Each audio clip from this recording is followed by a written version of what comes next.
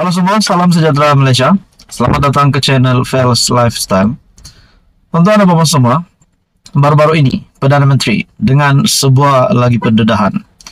Ini adalah berkaitan dengan dana RM38 juta untuk membaiki seri perdana. Dan kenyataan yang dibuat oleh Perdana Menteri ini adalah berkaitan dengan kepimpinan Perdana Menteri yang lama, yaitu Tan Sri Muhyiddin Yassin. Saudara-saudara, dalam pendedahan Datuk Seri Anwar Ibrahim ini jelas menampakkan bahwa kepentingan apa yang diutamakan Datuk Tan Sri Muhyiddin Yassin sebagai Perdana Menteri seolah-olah tidak benar. Dalam pendedahan RM38 juta baiki seri perdana yang memang dah cantik, kata Anwar Ibrahim. Satu artikel daripada Astro Awani, Datuk Seri Anwar Ibrahim mendakwa Tan Sri Muhyiddin Yassin ketika menjadi Perdana Menteri telah memberikan keutamaan kepada perkara yang salah. Perdana Menteri berkata antara tindakan yang diambil oleh Muhyiddin adalah membaiki kompleks seri perdana di Putrajaya, walaupun kediaman rasmi Perdana Menteri itu didakwa masih dalam keadaan cantik. Nah, saudara-saudara, persoalan yang timbul dari ramai orang setelah mengetahui perkara ini, adakah RM38 juta itu habis untuk semuanya habis untuk membaiki seri perdana ataupun kediaman rasmi Perdana Menteri, ataupun RM38 juta itu ada beberapa ratus mungkin yang digunakan untuk bukan sepenuhnya untuk membaiki seri perdana. Nah, itu menjadi persoalan. Dalam pendedahan Perdana Menteri, susulan proses tersebut, Anwar berkata, dianggarkan RM38 juta dibelanjakan, yang sepatutnya peruntukan tersebut boleh digunakan untuk membantu golongan yang kurang berkemampuan. Seri perdana memang macam istana. Tahu tak berapa dia kos perbaiki? RM38 juta. Sekarang diam. Di mana ustaz Bas?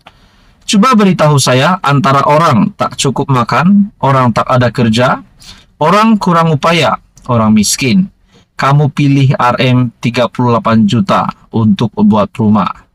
Apa jenis manusia? Bercakap bukan main, katanya ketika berucap semasa program ceramah arus merah kuning di Subang Bestari pada Sabtu malam. Jelas pengerusi PH. Beliau bersedia membawa anak-anak muda untuk melihat sendiri keadaan kompleks seri perdana itu jika ada yang masih tak faham.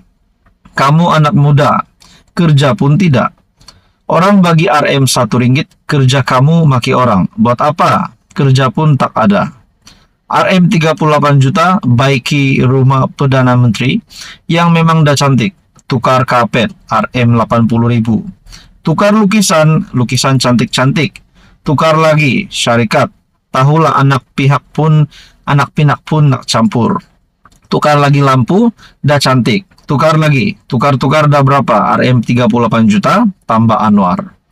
Pada 30 September 2021, Muhyiddin dalam satu kenyataan menjelaskan bahwa RM38,5 juta yang diluluskan di bawah pentadbirannya untuk kerja-kerja ke atas seri perdana adalah bagi membaik pulih kerosakan fizikal bangunan itu, bukannya sekadar pengubahsuaian. Jadi saudara-saudara, apakah pendedahan Datuk Seri Anwar Ibrahim ini pasti mengejutkan ramai. Sementara itu, Perdana Menteri pada ketika itu, Datuk Seri Ismail Sabri Yaakob pada 28 September 2021 berkata, pengubahsuaian seri perdana dibuat selepas mengambil kira faktor keselamatan selain memastikan imej negara dalam menyambut tetamu utama negara. Saudara-saudara, apa komen Anda? Teruskan bersama di dalam channel ini. Untuk info yang seterusnya, mohon bantu channel ini dengan menekan butang like, share, dan subscribe. Halo semua, salam sejahtera Malaysia. Selamat datang ke channel Fels Lifestyle. Saudara-saudara, satu lagi isu berkaitan dengan rasuah yang berlaku di Malaysia. Banyak saja pendedahan SPRM yang mengejutkan ramai. Setelah Datuk Seri Anwar Ibrahim menjadi Perdana Menteri, ada saja pendedahan demi pendedahan daripada SPRM. Ada saja sindiket ataupun gejala rasuah yang ditumpaskan. Hari ini saudara-saudara, tangkapan yang mengejutkan. Dalam sebuah artikel daripada Astro Awani, VLN, penguat kuasa antara dua ditahan, terima rasuah lebih RM 100 juta. Nah, jumlah RM 100 juta ini bukan jumlah yang sedikit.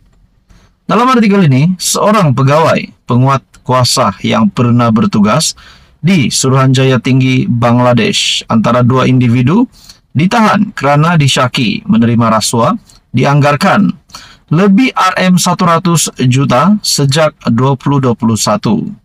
Sumber berkata, pegawai penguat kuasa itu dipercayai menerima rasuah bagi meluluskan permohonan visa oleh warga Bangladesh memasuki Malaysia yang kononnya untuk tujuan melancong. Hasil siasatan mendapati pegawai itu dipercayai bersubahat dengan agensi pekerjaan di Bangladesh dan Malaysia dengan sengaja menyalahgunakan visa luar negara VLN, membawa masuk rakyat Bangladesh untuk bekerja di Malaysia sejak 2021. Nah, saudara-saudara, bagi saya ini pasti satu tangkapan yang mengejutkan ramai, terutamanya kepimpinan politik di Malaysia dan juga rakyat Malaysia. Dalam artikel ini, selain itu, siasatan juga mendapati pegawai itu dipercayai menerima bayaran sekitar RM 1363 US 300 ke RM 2.272 bersamaan dengan US 500 bagi setiap kelulusan permohonan VLN yang melibatkan jumlah rasuah dianggarkan lebih RM 100 juta meskipun pembayaran visa yang ditetapkan oleh kerajaan hanya RM 105 ringgit sahaja, kata sumber itu. Susulan itu, SPRM, Suruhanjaya Pencegahan Rasuah Malaysia, menahan seorang lagi individu dipercayai pengarah urusan syarikat pembekal tenaga kerja yang disyaki bersekongkol dengan pegawai penguat kuasa terbabit. Sumber berkata, kedua-dua lelaki berusia lingkungan 30-an itu dipercayai ditahan kira-kira 6.30 petang semalam ketika diminta hadir di Ibu Pejabat SPRM di Putrajaya.